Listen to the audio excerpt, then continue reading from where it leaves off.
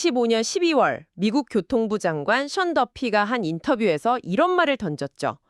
트럼프 행정부 임기 내에 에어택시가 등장할까요? 제 대답은 100%입니다. 아니, 100%라니요.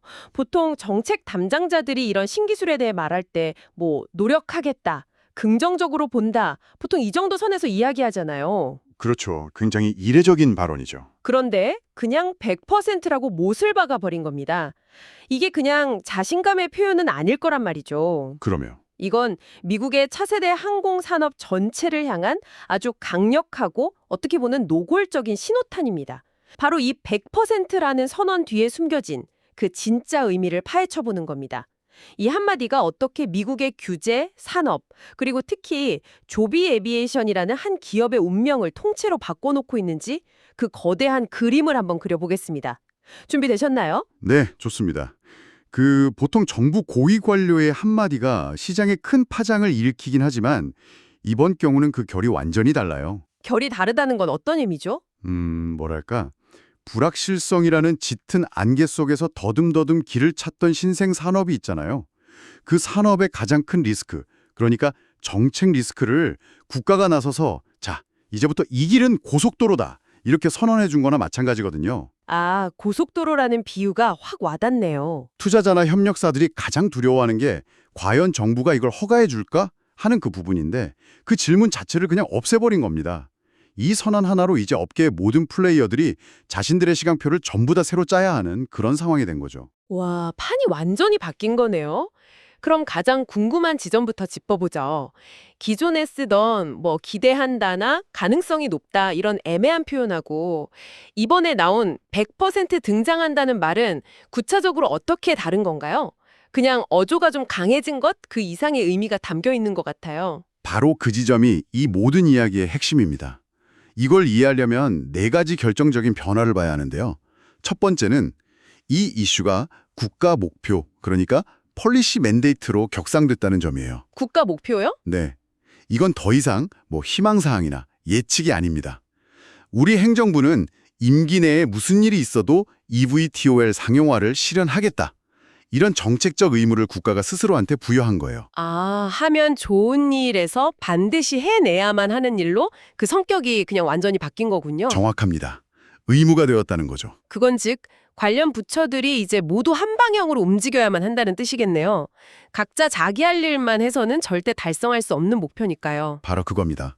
그게 바로 두 번째 변화, 정부 부처 전체의 동기화입니다. 교통부 장관의 이 한마디는요, FAA나 도로교통안전청 같은 중앙부처는 물론이고 각 주정부, 도시교통국, 심지어 국방부까지 전부 에어택시 상용화라는 단 하나의 목표를 향해서 정렬시키는 거의 명령이나 다름없어요. 와, 비유하자면 각자 따로 돌던 톱니바퀴들이 갑자기 하나의 거대한 엔진에 맞물려서 돌아가기 시작하는 그런 그림이네요. 네, 완벽한 비유입니다. 민간기업 혼자서는 수십 년이 걸려도 만들어낼 수 없는 그런 국가적 가속력이 붙게 되는 겁니다. 그런데 여기서 가장 큰 허들은 역시 연방항공청 FAA 아닐까요? 안전 문제에 대해서는 진짜 철옹성이라고 불릴 만큼 보수적인 기관으로 유명하잖아요. 대통령이 밀어붙인다고 FAA가 그렇게 쉽게 움직일까요? 아주 예리한 질문이십니다. 그리고 그게 바로 세 번째 변화, FAA 인증 절차의 가속 모드 전환으로 이어지는 부분입니다. 맞아요. FAA는 기업이 아무리 재촉해도 절차를 막 건너뛰어주지 않죠. 그렇죠. 하지만 정권의 최우선 국정과제라는 타이틀이 붙으면 이야기가 달라집니다. 아, 타이틀이 붙으면. 이건 규정을 무시하는 게 아니고요. FAA가 가진 자원을 이 프로젝트에 우선적으로 배정하게 만드는 효과가 있는 겁니다. 가용 인력을 여기에 재배치하고 서류 검토 속도를 높이고 다른 부처와의 협력 채널을 최우선으로 가동하는 거죠. 아하. 특히 그 기체의 안전성을 최종 승인하는 형식 인증, 타입 서티피케이션의 마지막 단계는 행정 절차가 많거든요. 여기서 정부의 정책적 의지가 엄청난 속도 차이를 만들어낼 수 있습니다. 잠시만요. 그럼 네 번째 변화는 조비 에비에이션이라는 특정 기업하고 직접적인 관련이 있다는 건데 자료에 나온 조비의 시간표가 미국 정부의 시간표가 되었다는 이 대목은 정말 드라마틱하게 들리거든요. 이건 그냥 지원을 넘어서는 수준 아닌가요? 그렇죠. 정말 이례적인 일입니다. 원래 조비는 자체적으로 2020년 상업 운항을 목표로 하고 있었어요. 네, 그건 저도 들었습니다. 근데 그건 어디까지나 한 기업의 희망사항이자 목표였던 거죠. 하지만 장관의 100% 선언은 이 구도를 완전히 뒤집어 버립니다. 어떻게 말이죠? 이제는 미국 정부가 조비의 2020년 목표에 맞춰서 국가의 모든 정책과 규제 속도를 조절하겠다. 이런 의미가 되니까요. 와, 조비의 로드맵이 미국의 국가 로드맵이 되는 바로 그 순간입니다. 세상에. 이건 단순히 한 기업을 밀어주는 차원을 넘어서요. 조비의 성공을 트럼프 행정부의 핵심 성과와 동일시하겠다는 정치적 선언이나 다름없는 겁니다. 정말 엄청나네요. 한 기업의 목표가 국가의 목표가 되다니. 그렇다면 정부가 이렇게까지 어찌 보면 좀 무리수를 두는 것처럼 보이는데 이렇게 에어택시 산업에 모든 걸 거는 이유가 뭘까요? 단순히 이게 멋진 미래 기술이라는 이유만으로는 이 정도의 강력한 드라이브를 설명하기엔 좀 부족한 것 같습니다. 그 뒤에 훨씬 더 탄 전략적인 계산이 깔려 있겠죠? 정확히 보셨습니다. 여기에는 크게 세 가지의 거대한 국가적 전력이 맞물려 돌아가고 있습니다. 첫 번째는요, 이 산업이 미국의 새로운 전략 산업으로서 갖는 중요성 때문입니다. 전략 산업이요? 네, 지금 물밑에서는 차세대 항공 패권을 둘러싼 그야말로 총성 없는 전쟁이 벌어지고 있어요.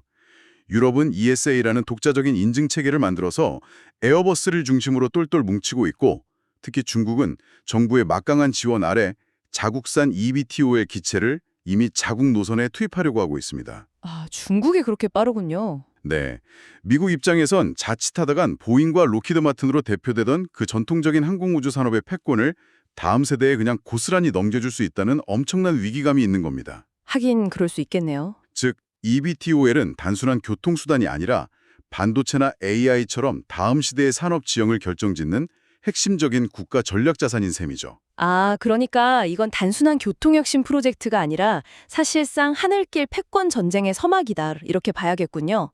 자동차 산업에서 전기차로 넘어갈 때 주도권이 바뀐 것처럼요.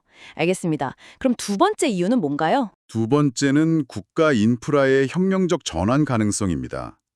미국의 고질적인 문제들을 한번 생각해 보시죠.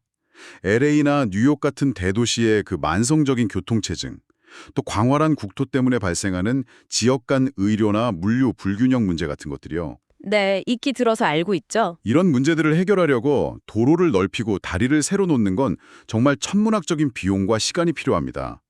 그런데 정부 입장에서 보면 수직이 착륙이 가능한 에어택시는 기존 인프라에 대한 의존도를 획기적으로 낮추면서 도시와 지역을 연결할 수 있는 훨씬 저렴하고 효율적인 대안이 될 수 있는 거예요. 아, 땅이 아니라 하늘의 길을 내는 게 더 싸고 빠를 수 있다는 발상의 전환이군요. 흥미롭습니다. 마지막으로 세 번째 이유가 바로 군사적 필요성인데 사실 저는 이게 민간 교통수단으로만 생각했던 터라 이 부분이 좀 의외였습니다. 국방하고 어떻게 연결되는 건가요? 이 부분이 사실상 정부가 이렇게 서두르는 가장 강력한 동기 중 하나일 수 있습니다. 아, 그래요? 미 공군은 이미 어질리티 프라임이라는 이름의 프로그램을 수년째 운영하면서 eVTOL 기술을 군사적으로 활용하는 방안을 모색해 왔어요. 어질리티 프라임. 한번 상상해 보세요.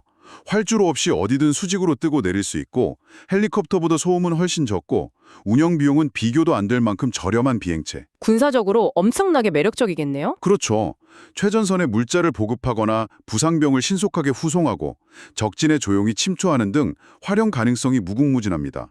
조비는 이 어질리티 프라임 프로그램의 핵심 파트너로서 이미 미공군과 대규모 계약을 맺고 수년단 실증 비행 데이터를 쌓아왔습니다. 아, 이미 군과 깊숙이 얽혀 있었군요.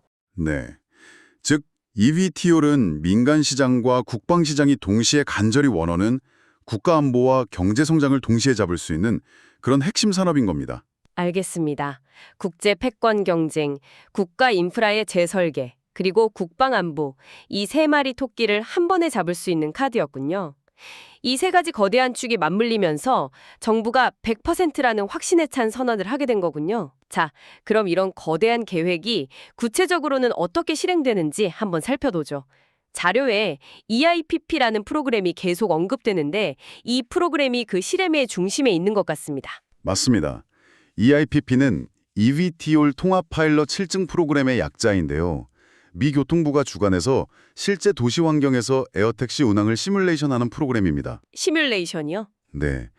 예를 들어서 뉴욕 JFK 공항에서 맨해튼까지 승객을 실어 나르거나 LA 시내에서 응급 환자를 병원으로 이송하는 시나리오를 실제로 테스트하는 거죠. 이걸 통해서 운항 모델을 검증하고 소음이나 안전 관련 데이터를 수집해서 FAA가 실제 상용화를 위한 규제를 만드는데 필요한 근거를 마련해주는 핵심적인 테스트베드 역할을 합니다. 그런데 EIPP, 저도 들어본 것 같긴 한데 그냥 여러 미래교통 시범 사업 중 하나 정도로만 알고 있었거든요. 근데 장관의 100% 발언 하나로 이 프로그램의 위상이 완전히 달라졌다는 건가요? 네, 하늘과 땅 차이로 달라졌다고 보시면 됩니다. 이전까지 EIPP는 수많은 시범 사업 중 하나였다면 이제는 반드시 성공시켜야만 하는 정권 핵심 프로젝트로 그 위상이 격상된 겁니다. 임기 내 100% 상용화라는 대통령의 약속을 국민들 눈앞에서 증명해 보여야 하는 가장 중요한 무대가 바로 이 EIPP가 된 거죠. 당연히 모든 예산과 행정적 지원이 이곳에 집중될 수밖에 없습니다. 아하, 정권의 명운이 걸린 프로젝트가 된 거군요. 그리고 바로 그 지점에서 정부가 아주 노골적이면서도 핵심적인 요구 조건을 내세우는 거고요. 바로 즉시 실현 가능한 기체여야 한다는 그 조건 말이죠. 바로 그겁니다. 정부는 더 이상 멋진 청사진이나 화려한 컴퓨터 그래픽 영상 이런 거에 관심이 없어요. 당장 언론과 대중을 불러 모아놓고 보십시오. 이것이 미래입니다. 우리 행정부가 이걸 현실로 만들고 있습니다. 라고 보여줄 수 있는 실제 하늘을 나는 비행기가 필요한 겁니다. 정치적으로는 최고의 홍보 수단이 되겠네요. 그럼요. 와, 이제야 퍼즐 조각이 딱 맞춰지는 느낌입니다. 즉시 실현 가능한 기체라는 그 조건 하나가 다른 경쟁사들과 조비의 운명을 가르는 결정적인 분기점이 되는 거군요. 정확합니다. 아처나 베타 같은 다른 유력한 경쟁사들도 물론 훌륭한 기술력을 가지고 있습니다. 하지만 아직 양산을 염두에 둔 최종 프로토타입 기체가 준비되지 않았어요. 아직 준비가 안 됐군요. 네. 하지만 조비는 어떻습니까? 당장이라도 VIP를 태우고 시연 비행을 할 수 있는 완성도 높은 기체가 있고 양산을 코앞에 둔 프로토타입을 이미 여러 대 제작했으며 FAA에 제출할 만큼 방대한 양의 안전성 검증 데이터를 수년간 축적했고 와, 다 갖췄네요. 심지어 미 공군과 함께 실제 작전 환경에서 비행한 경험까지 갖추고 있죠. 정부가 내건 그 까다로운 조건들을 모두 그것도 완벽하게 충족하는 사실상 유일한 기업인 셈입니다. 그렇군요. 결국 정부의 100% 선언은 시장 전체를 향한 메시지인 동시에 사실상 조비를 국가가 공인한 상용화 대표 성수로 지명해버리는 강력한 효과를 낳게 된 거죠. 정부가 이렇게 대놓고 한 기업의 손을 들어준 셈이면 시장은 이걸 어떻게 받아들일까요? 특히나 돈의 흐름에 가장 민감한 투자자들 입장에서는 이건 그야말로 믿고 투자하라는 신호탄이나 다름없을 것 같은데요? 그 표현이 가장 정확할 겁니다. 이 모든 상황이 시장 참여자들에게 주는 가장 큰 시그널은 딱 한마디로 요약됩니다. 뭔가요? 정책 리스크의 소멸입니다. 정책 리스크의 소멸. 네.